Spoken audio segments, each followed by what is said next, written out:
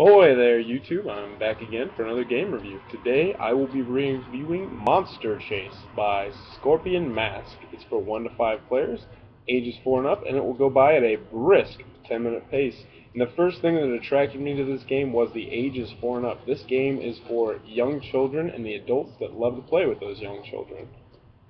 Also, the box is very appealing at about 6 inches wide and only about 1 inch deep, so it's a very small, very compact box that you can take just about anywhere you want. You can fit in a purse, you can fit in a backpack. Also, you notice the artwork is very, very well done. Your children will love the monsters in this game. They are by no means scary, and even the youngest of ages will not be scared of these monsters. Now let's go ahead and unbox this thing and take a look at what's inside. Inside, you are going to get a rule sheet. The rule sheet is full color, 2 pages, and it is pretty self-explanatory. The rules are not as well laid out as you'd like, and they're a little bit confusing the first time you play, but after the first time you play, you'll never need these again because it is an incredibly simple game.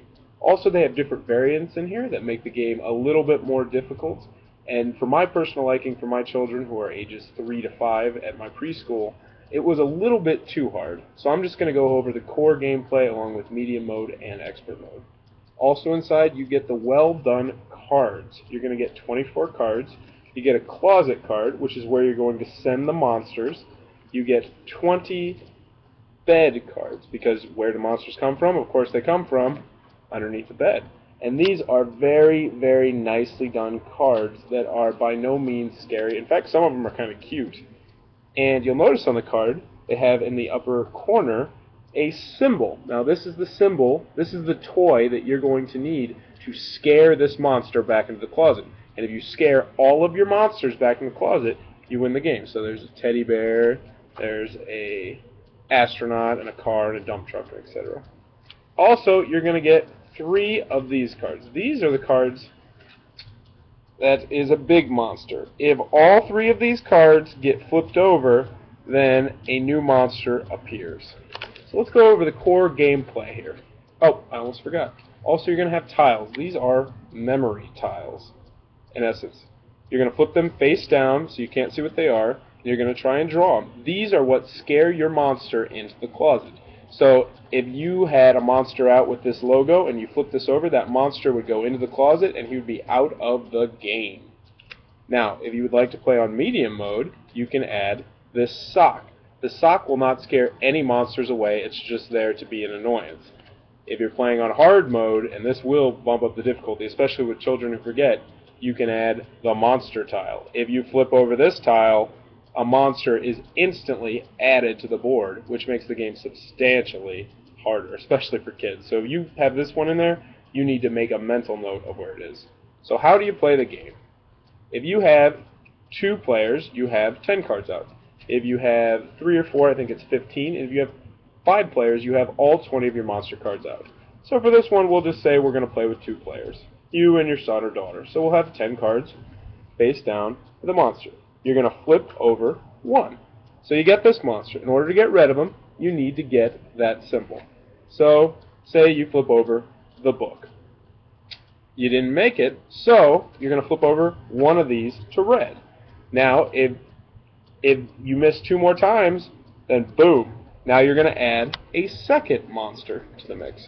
So now you would have this monster and this monster on the board. So now you're looking for the teddy bear or the weird-looking doll thing, which I don't know exactly what that is. If you get 5 monsters on the board, you lose the game. But sometimes you'll get advantages. Like sometimes you'll have, oh look, we got 2 balls now. So if you get 1 ball, you're instantly going to knock off 2 of these monsters. If you get 5 monsters, though, you do lose. Other than that, it's a pretty straightforward game. It goes by very quickly, and your children will want to play over and over and over again. Now that I've shown you how to play the game, the general components of the game, my opinion of the game, I really, really enjoy this game. I love this game. When I bring it into my school, the kids were so excited to try it. I've probably played about 20 to 30 games now, and I've had it for about a week and a half. Because it goes so fast, and they just want to keep playing. And also what I did is I decided, since they're going to play more than one game, I made it hard at first. I added the monster tile and I added the sock tile. And then I progressively made it easier, so when they actually did succeed, they were really excited. So if you're only going to play one game, I'd recommend it on the lowest difficulty setting. If you're going to play numerous games, I'd recommend starting it really hard and then bumping it down, so when they do finally succeed, they're going to get that great sense of, yeah, we did it. The only annoyance that I had with this is the cards are a little bit flimsy, but they're not too bad. And also, there's 20 monster cards, but there's only 10 monsters, which isn't a big deal because the monsters are still well done. But, you know, I think it would have been nice if they would have had 20 separate monsters instead of 10. Overall, Monster Chase is a fantastic game for you and your children. If you have children's ages, I'd say 3 to 7, they will love this game and they will love playing this game with you.